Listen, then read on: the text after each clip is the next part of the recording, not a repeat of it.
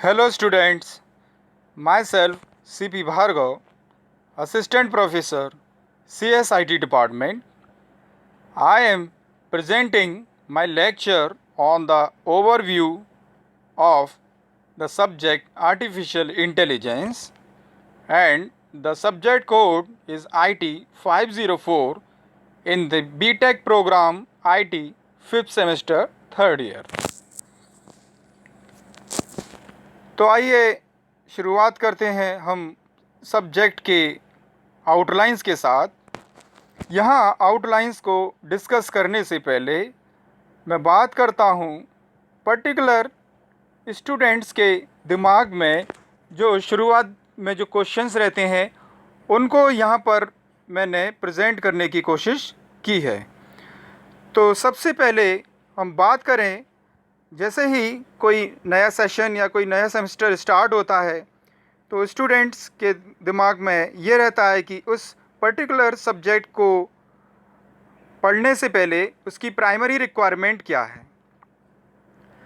तो यहाँ पर सबसे पहला पॉइंट मैंने उसके pre requisite of the subject उसके बारे में यहाँ आपको बता रहा हूँ। तो pre requisite of the subject in particular मैं आर्टिफिशियल इंटेलिजेंस सब्जेक्ट की बात यहाँ कर रहा हूँ। तो यहाँ पर जो पहली लाइन यहाँ पर मैंने आप देख रहे हैं, the basic knowledge of computer science is mandatory. तो कंप्यूटर साइंस की अगर मैं बेसिक नॉलेज की अगर बात करते हैं तो हम basically software, hardware, input, process, output, इनकी बात यहाँ पर हम कर रहे हैं। तो प्राइमरी रिक्वायरमेंट अगर हम बात करें किसी भी स्टूडेंट के लिए तो इतना जो बेसिक नॉलेज है उसको आना चाहिए। अब हम स्टूडेंट्स के लिए जो उसकी सेकंड रिक्वायरमेंट है उसके बारे में बात करते हैं। जैसा मैं यहाँ डिनोट कर रहा हूँ कि स्टूडेंट्स को बेसिक जो मैथमेटिक्स है, स्पेशली अगर मैं बात करूँ तो प्रोबेबिलिटी बेस्ड मैथमेटिक्स का नॉलेज उसको होना चाहिए। सेकंड, आपका जो लैंग्वेजेस हैं, स्पेशली जो आर्टिफिशियल इंटेलिजेंस में यूज्ड होने वाली जो लैंग्वेज हैं, आपका functional language, for example Lisp programming, इसको हम डिस्कस करेंगे। देन आपकी प्रोग्रामिंग लॉजिक बेसिकली अगर हम बात करते हैं आर्टिफिशियल इंटेलिजेंस जो बेस्ड मशीन्स हैं ओवरऑल लॉजिक के ऊपर काम करती हैं। ठीक, अब लॉजिक को हमें कैसे रिप्रेजेंट करना है, अभी तक अगर हम बात करते हैं तो अभी तक हमने जो लैंग्वेजेस पढ़ी हैं मींस प्रोसीजरल लैंग्वेजेस हम लोगों ने पढ़ रखी हैं, फॉर एग्ज़ाम्पल C++ और जावा। यहाँ पर अगर हम बात करते हैं तो हमें लॉजिक बेस्ड लैंग्वेजेस की ज़रूरत पड़ने वाली है। तो उससे रिलेटेड जो भी लैंग्वेजेस हैं हमारे पास, तो यहाँ पर मैं प्रोलॉग की बात कर रहा हूँ तो उसको भी हमें यहाँ देखना होगा। नेक्स्ट, हम आर्टिफिशियल इंटेलिजेंस बेस्ड जितनी भी एप्लीकेशंस हैं, मींस आपका यहाँ पर अगर आज के सिनेरियो की अगर हम बात करते हैं तो आर्टिफिशियल इंटेलिजेंस हर फील्ड में जा चुका है। मींस साइंस से रिलेटेड हो चाहे वो इंजीनियरिंग से रिलेटेड हो, तो हमें बेसिक जो साइंस के रूल्स हैं, इंजीनियरिंग के जो रूल्स हैं, अगर वो नॉलेज अगर है तो वो हमारी एक प्लस पॉइंट होगा। तो यहाँ से हम प्री रिक्विसाइट से आगे बढ़ते हुए अब हम बात करते हैं सब्जेक्ट से रिलेटेड उसके ऑब्जेक्टिव्स की।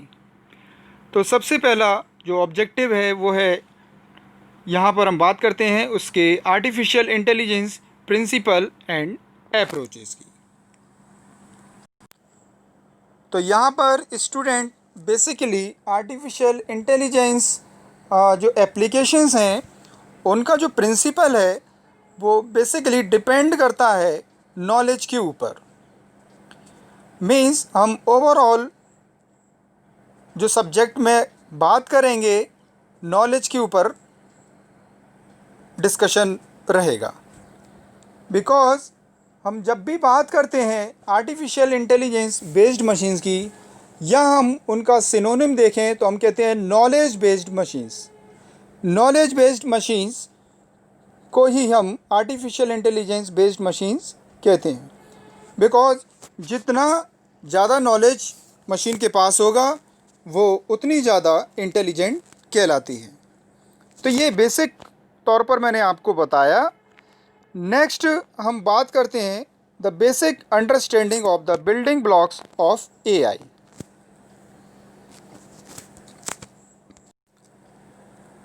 अभी बेसिक बिल्डिंग ब्लॉक्स की जब हम बात कर रहे हैं तो आर्टिफिशियल इंटेलिजेंस के अंदर जो बेसिक बिल्डिंग ब्लॉक्स हैं, बेसिकली मैंने आपको शुरुआत में बताया कि एक स्टूडेंट के लिए जो बेसिक नॉलेज है उसको कंप्यूटर साइंस में means input, processing and output, इसके बारे में होना चाहिए।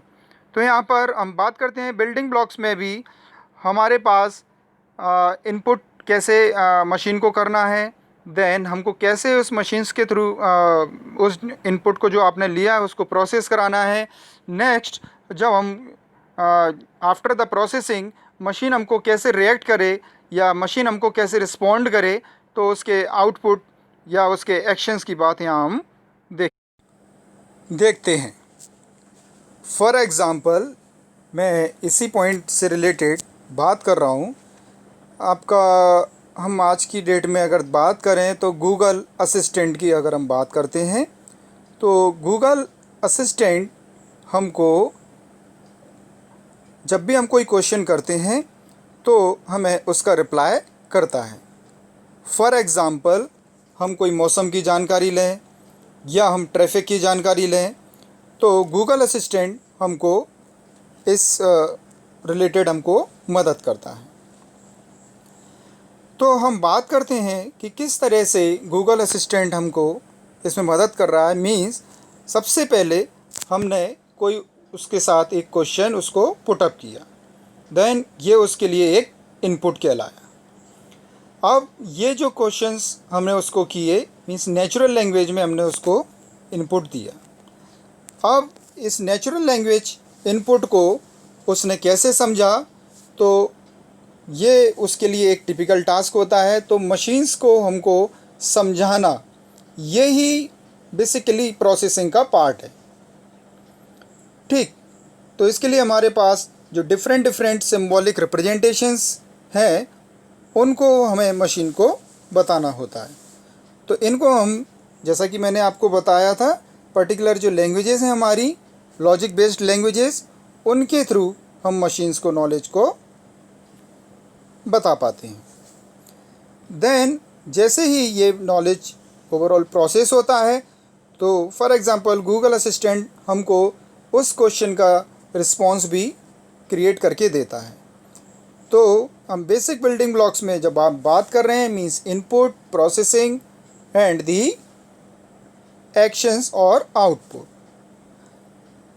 तो सबसे जो अच्छा एग्जांपल यहाँ हमने लिया नेचुरल लैंग्वेज प्रोसेसिंग के लिए गूगल असिस्टेंट, तो ये हमें यहाँ पर एग्ज़ाम्पल के तौर पर अगर हम बात करें तो particular exam point of view से तो हम इसे यहाँ पर प्रेजेंट कर सकते हैं। नेक्स्ट हम बात कर रहे हैं सब्जेक्ट डिस्क्रिप्शन में।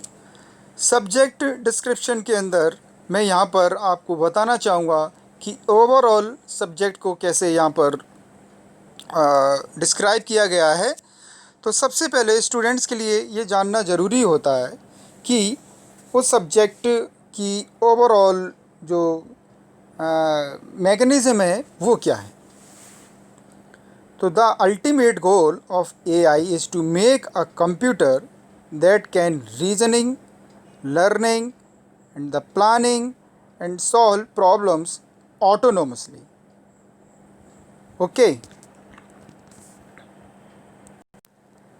तो यहाँ पर सबसे ऊपर एक लाइन मैंने यहाँ पर शो कर रहा हूँ, can machine think. Means overall हमारा जो सब्जेक्ट का थीम है वो इसी लाइन के ऊपर बेस्ड है। क्या मशीनें सोच सकती हैं? इसी एक थॉट के साथ इस सब्जेक्ट का इनोवेशन हुआ। जिसको कि साइंटिस्ट ट्यूरिंग ने प्रपोज किया था। तो यहाँ पर शुरुआत जो होती है ओवरऑल सब्जेक्ट की वो इसी लाइन के साथ होती है, कैन मशीन थिंक। अब मशीन कैसे क्या सोच सकती हैं, तो उसके लिए हमको क्या करना होगा, सबसे पहले हमें मशीन को लर्निंग देनी होगी, मीन्स उसको कुछ सिखाना होगा।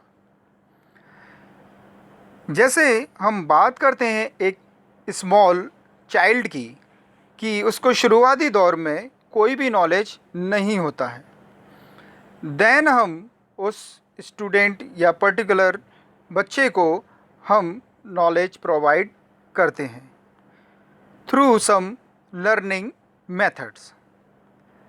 जैसे जैसे वो स्टूडेंट या वो पर्टिकुलर बच्चा उस नॉलेज को गेन करता है, देन हम कह सकते हैं कि उसके अंदर वो लर्निंग कैपेसिटी के साथ उसके अंदर एक रीजनिंग जो फीचर है वो क्रिएट होता है।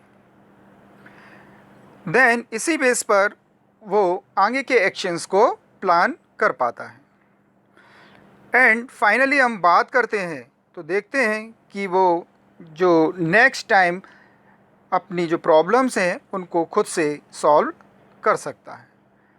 तो वही प्रिंसिपल यहाँ पर हम मशीन्स के लिए लागू करते हैं। मीन्स हम बात करते हैं कि मशीन्स को नॉलेज प्रोवाइड कराना, मीन्स उसको कुछ यहाँ पर लर्न कराना। देन जैसे जैसे हम उसकी लर्निंग बढ़ाते जाते हैं, उसका जो रीजनिंग कैपेसिटी है वो यहाँ पर बढ़ता जाता है। तो ओवरऑल जो आर्टिफिशियल इंटेलिजेंस का जो अल्टीमेट या इस सब्जेक्ट की अगर हम बात करते हैं तो यहाँ पर हम उससे रिलेटेड टेक्निक्स, उससे रिलेटेड एल्गोरिथम्स की बात यहाँ पर करेंगे। अब फॉर एग्ज़ाम्पल हम बात करते हैं यहाँ एक एप्लीकेशंस के साथ। फॉर एग्ज़ाम्पल आपका एक चेस कंप्यूटर का यहाँ एक जो नेम दिया हुआ है द डीप ब्लू सिस्टम। ये एक ऐसा सिस्टम, एक ऐसा कंप्यूटर प्रोग्राम है, चेस कंप्यूटर बोलो या एक इंटेलिजेंट प्रोग्राम भी आप इसको कह सकते हैं। तो इस प्रोग्राम में हमने मशीन को जितने भी जो चेस के जो रूल्स हैं उसको यहाँ पर एज ए प्रोडक्शन रूल उसको समझाए हैं। तो हम बात करते हैं कि इस पर्टिकुलर चेस कंप्यूटर की, तो डीप ब्लू सिस्टम में, तो डीप ब्लू सिस्टम बेसिकली एक ऐसा कंप्यूटर प्रोग्राम या एक ऐसा इंटेलिजेंट प्रोग्राम है कि जिसके थ्रू एक यूज़र पर्टिकुलर जैसे एक ह्यूमन के साथ चेस प्ले करता है वो इसके साथ भी प्ले कर सकता है। और ख़ास बात ये है कि इस पर्टिकुलर डीप ब्लू सिस्टम ने एक वर्ल्ड जो चेस चैम्पियन कास्परोव हैं उनको भी डिफीट किया हुआ है। तो ये हमारे पास एक वेल नोन एग्जांपल है। मीन्स जो नॉलेज बेस्ड हम मशीन्स की बात कर रहे हैं या जो इंटेलिजेंट मशीन्स की जो हम बात कर रहे हैं, तो ये एक बहुत जो पॉपुलर एग्जांपल है वो हमने यहाँ पर देखा। नेक्स्ट हम बात करते हैं सब्जेक्ट डिस्ट्रीब्यूशन, जो सब्जेक्ट डिस्क्रिप्शन में ही यहाँ पर problem solving, reasoning, planning, natural language understanding और मशीन लर्निंग, ये ओवरऑल जो टॉपिक्स हैं इनको हम अपने सब्जेक्ट के अंदर डिस्कस करेंगे। फॉर एग्ज़ाम्पल हम प्रॉब्लम सॉल्विंग की बात करते हैं। मीन्स 8 टाइल पज़ल प्रॉब्लम को यहाँ लेके चलते हैं। 8 टाइल पज़ल प्रॉब्लम में क्या होता है कि आपके पास कुछ ब्लॉक्स रहते हैं। Means there are 8 blocks and आपको उन ब्लॉक्स में से एक ब्लॉक एक एम्प्टी रहता है। देन उनके जो रैंडम नंबर्स हैं वो आपको इनिशियल स्टेट में दिए रहते हैं। देन आपको उस जो रैंडम नंबर हैं उनको एक सीक्वेंशियल ऑर्डर में जमाना होता है। तो हम प्रॉब्लम सॉल्विंग के थ्रू इस पर्टिकुलर जो इनिशियल स्टेट है जो रैंडम ऑर्डर वाली और जो फाइनल स्टेट है सीक्वेंशियल ऑर्डर वाली, उसको हम प्रॉब्लम सॉल्विंग के थ्रू अचीव कर पाते हैं। तो यहाँ जितनी भी जो टास्क हैं ये सब आपस में इंटर रिलेटेड हैं। मीन्स जैसा मैंने आपको बताया, learning and reasoning. Means learning, reasoning जो डिपेंड करती है लर्निंग के ऊपर। जैसे जैसे मशीन लर्न करती जाती है उसका जो रीजनिंग फीचर है वो स्ट्रॉन्ग होता जाता है। नेक्स्ट अब हम यूनिट वाइज डिस्क्रिप्शन में देखते हैं। तो जो इसको मॉड्यूल्स में डिवाइड किया हुआ है, फर्स्ट यूनिट में हम बात करते हैं it is about the basic understanding about AI. तो फर्स्ट यूनिट में हम बात करेंगे बेसिकली आर्टिफिशियल इंटेलिजेंस क्या होता है, उसके टाइप्स क्या होते हैं और मींस उसकी एप्लीकेशंस क्या हैं। देन सेकंड टॉपिक में हम देख रहे हैं प्रोडक्शन सिस्टम और the characteristics of production system. Production system basically हम बात करते हैं a rule based system. Means machines को आपको कई तरीके के रूल्स उसको बताने पड़ते हैं, तो यहाँ हम उसकी बात प्रोडक्शन सिस्टम के अंदर करेंगे।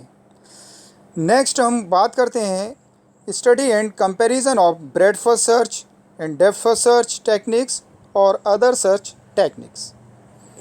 जैसा कि मैंने आपको चेस गेम प्लेइंग का एग्जांपल आपको लिया था, तो यहाँ पर हम बात करते हैं कि चेस गेम प्लेइंग में आपकी जो इनिशियल स्टेट है और जो फाइनल जो बिन कंडीशन की जो स्टेट है उनको हम अपने सर्च टेक्निक्स के थ्रू सॉल्व करते हैं। तो यहाँ पर हमारे पास दो प्रकार की सर्च टेक्निक्स हम देखेंगे, इन्फॉर्म्ड सर्च और अनइन्फॉर्म्ड सर्च। इन्फॉर्म्ड सर्च और अनइन्फॉर्म्ड सर्च में जो बेसिक डिफरेंस है, uninformed search means without any knowledge, informed search यानी विथ नॉलेज। मींस यहाँ पर जो एफिशिएंट एल्गोरिथम्स हैं उनको हमने विथ नॉलेज यहाँ पर रिप्रेजेंट किया हुआ है। For example hill climbing, best for search, A star, AO star, इनको हम वन बाय वन यहाँ डिस्कस करने वाले हैं। नेक्स्ट यूनिट में हम बात करेंगे it is all about the knowledge representation techniques. Means मैं बार बार इस बात पर एम्फेसिस कर रहा हूँ कि जो मशीन्स हैं उनको आपको नॉलेज प्रोवाइड करना होता है। अब ये नॉलेज किस फॉर्म में प्रेजेंट करना होगा, तो उसके लिए हमारे पास जो नॉलेज रिप्रेजेंटेशन टेक्निक्स हैं, ओवरऑल जो दो यूनिट हैं उनको इसी के साथ बताया गया है with the knowledge representation techniques. So in this the topics are the knowledge representations and problems in representing knowledge, means knowledge को represent करने में क्या problems आती हैं उनको यहाँ हम डिस्कस करेंगे। then knowledge representation के जो methods हैं आपके, for example propositional and predicate logic, ये हम डिस्कस करेंगे। then comparison of propositional and predicate logic, resolution, refutation, deduction, theorem proving. Theorem proving को यहाँ मैं थोड़ा सा बता देता हूँ। थ्योरम प्रूविंग बेसिकली आप यहाँ बात करते हैं कि पर्टिकुलर आपने कोई मशीन को इंस्ट्रक्शंस दिए, ठीक, देन आप मशीन्स को इंस्ट्रक्शंस देने के बाद उस मशीन्स के अगेंस्ट में कुछ आप क्वेश्चंस करते हैं, तो हम इसको एक पर्टिकुलर थ्योरम प्रूविंग के साथ सॉल्व यहाँ करने वाले हैं। Then monotonic reasoning, non monotonic reasoning, इसके बारे में हम बताएंगे। Monotonic reasoning means by default जो रीजनिंग है वो मोनोटोनिक रीजनिंग कहलाती है, और नॉन मोनोटोनिक रीजनिंग मींस जो पर्टिकुलर कंडीशंस के साथ फुलफ़िल की जाती है उसको हम नॉन मोनोटोनिक रीजनिंग कहते हैं। नेक्स्ट यूनिट में हम बात करेंगे it is all about how probability used in artificial intelligence. Means मैंने आपको शुरुआत में बताया था कि आर्टिफिशियल इंटेलिजेंस जो बेस्ड मशीन्स हैं हम प्रेडिक्शन के लिए यूज़ करते हैं। तो यहाँ पर प्रोबेबिलिटी का जो कॉन्सेप्ट है वो हम यूनिट 3 में डिस्कस करेंगे। इसके थ्रू हम जानेंगे कि कैसे प्रोबेबिलिटी को आर्टिफिशियल इंटेलिजेंस के अंदर यूज़ करना है। नेक्स्ट हम जानते हैं जो आर्टिफिशियल इंटेलिजेंस की जो एप्लीकेशंस हैं, game playing applications. So the fourth unit is about the game playing and the planning and the NLP topics. So we will discuss in the unit 4। Next जो last unit है आपकी unit 5, it is about the learning and expert system. Basically हम learning में हम बात करते हैं तो देखते हैं कि कैसे मशीन्स को आपको लर्न कराना है, कैसे मशीन को आपको नॉलेज प्रोवाइड कराना है। तो वेरियस जो टेक्निक्स हैं आपकी लर्निंग की, उनको यहाँ हम डिस्कस करेंगे इन the unit 5। Next, after the completion of the course हम स्टूडेंट्स के साथ यहाँ पर शेयर करेंगे। तो देखेंगे पहला जो पॉइंट है कि ओवरऑल जो स्टूडेंट है कि जो यहाँ पर जो टर्मिनोलॉजीज़ हैं आर्टिफिशियल इंटेलिजेंस की, उसके साथ फेमिलियर यहाँ पर हो पाएगा। नेक्स्ट सेकंड पॉइंट में हम देखें तो जो आर्टिफिशियल इंटेलिजेंस से रिलेटेड जो कॉन्सेप्ट्स हैं उनको यहाँ पर आइडेंटिफाई कर पाएगा, जो उसके कॉन्स्टिट्यूट्स हैं। नेक्स्ट थर्ड पॉइंट में कि कैसे आप एक नॉलेज बेस्ड सिस्टम को क्रिएट कर पाएँ, उसकी बात यहाँ हम पर मींस यहाँ पर हम डिस्कस कर ही चुके हैं, उसको हम आखिरी में रिव्यू करेंगे। Then fourth point, have ability to apply knowledge representation, reasoning and machine learning techniques to real world problems. Means इतना आप सीखने के बाद इसको आप रियल वर्ल्ड में भी आप अप्लाई कर सकते हैं। देन यहाँ पर स्टूडेंट इफ़ेक्टिव लर्निंग आउटकम्स में हम देखें तो जो मेन जो इसके अगर ओवरऑल जो बात करते हैं तो स्टूडेंट्स की जो लाइफ लॉन्ग लर्निंग एबिलिटी है उसको यहाँ हम काफ़ी हद तक इम्प्रूव कर पाएंगे throughout the study and the overall processing of the mechanism. Then last में मैं बात कर रहा हूँ यहाँ पर रेफरेंस और या उससे रिलेटेड जो बुक्स हैं उनकी। तो यहाँ पर हम रिच एंड नाइट जो आर्टिफिशियल इंटेलिजेंस की जो मोस्ट पॉपुलर बुक है उसको यहाँ मैं प्रिस्क्राइब कर रहा हूँ। दूसरा आपका Nelson N J principle of artificial intelligence, ये बुक है, यहाँ पर इसको बच्चों को मैं यहाँ प्रिस्क्राइब कर रहा हूँ। तो students, here I am thanking you for listening me. So we will meet in our second lecture for the artificial intelligence. So thank you. Have a nice day.